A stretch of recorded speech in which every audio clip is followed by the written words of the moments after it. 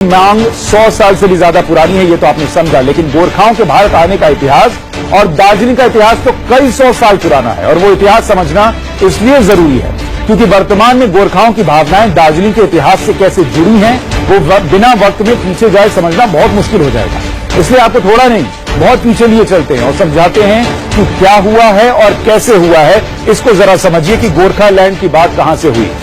1780 में सिक्किम और उत्तर पूर्व के कई इलाकों पर गोरखाओं ने कब्जा किया। गोरखा नेपाल से आए थे और उन्होंने कब्जा किया। दार्जिलिंग, सिलीगुड़ी, शिमला, नैनीताल, गढ़वाल और कुमाऊं में गोरखाओं ने अपना कब्जा जमाया। ये 1700 ईस्वी की हम बात कर रहे हैं। इन जगहों पर गोरखाओं ने करीब 35 साल तक राज किया। उसके बाद अंग्रेज आए और अंग्रेजों से लड़ाई हुई। उस लड़ाई में नेपाल हारा और 1816 में सिंगोली समझौता हुआ, जिसके तहत गोरखाओं ने सारा साम्राज्य जो उनके पास था, जिसमें कि दार्जिलिंग भी शामिल था, सिक्किम भी शामिल था, वो सारा साम्राज्य अंग्रेजों को सौंप दिया। अब यहां से क्या हुआ वो देखिए। अंग्रेजों ने दार्जिलिंग को सिक्किम का हिस्सा बना दिया शुरुआती तौर पर। यह 1835 में दार्जिलिंग को सिक्किम से अलग कर लिया गया। पहले दार्जिलिंग सिक्किम में था, फिर 1835 में अलग हुआ। 1905 में बंगाल का विभाजन होना ही था, उसके ठीक पहले दार्जिलिंग राजशाही डिवीजन का हिस्सा बना, जो अब बांग्लादेश में पड़ता है। 1905 से 1912 तक ये जो दार्जिलिंग की हम बात कर रहे हैं, वो भागलपुर डिवीजन का हिस्सा भी रहा है। यानी दार्जिलिंग का इतिहास बहुत पुराना है। गोरखा वहां 1700 में आए थे और उसके बाद अंग्रेजों से हारने के बाद भले ही उनके हाथ से दार्जिलिंग चला गया, लेकिन वो भारत में रहे, दार्जिलिंग का हिस्सा रहे।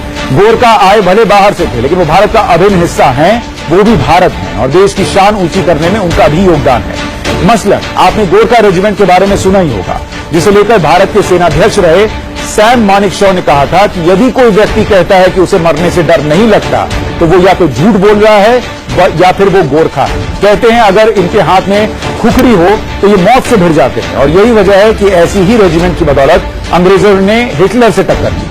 भारत के पास अगर गोरखा रेजिमेंट है तो ब्रिटेन के पास गोरखा ब्रिगेड और नेपाल के पास नेपाली आर्मी है। ये वही गोरखा हैं जिनकी पहचान सिर्फ गोरखालैंड नहीं हो सकता, बल्कि उस पहचान का हिस्सा जरूर हो सकता है।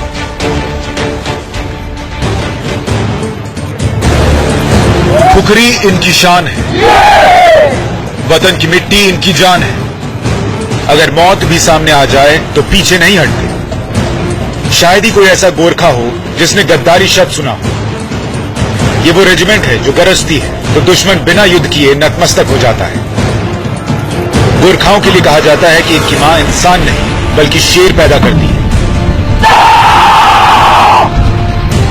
हालांकि जो गोरखा हिंदुस्तान से लेकर ब्रिटेन तक फैले वो कहां के हैं, जरा ये भी समझ लीजिए।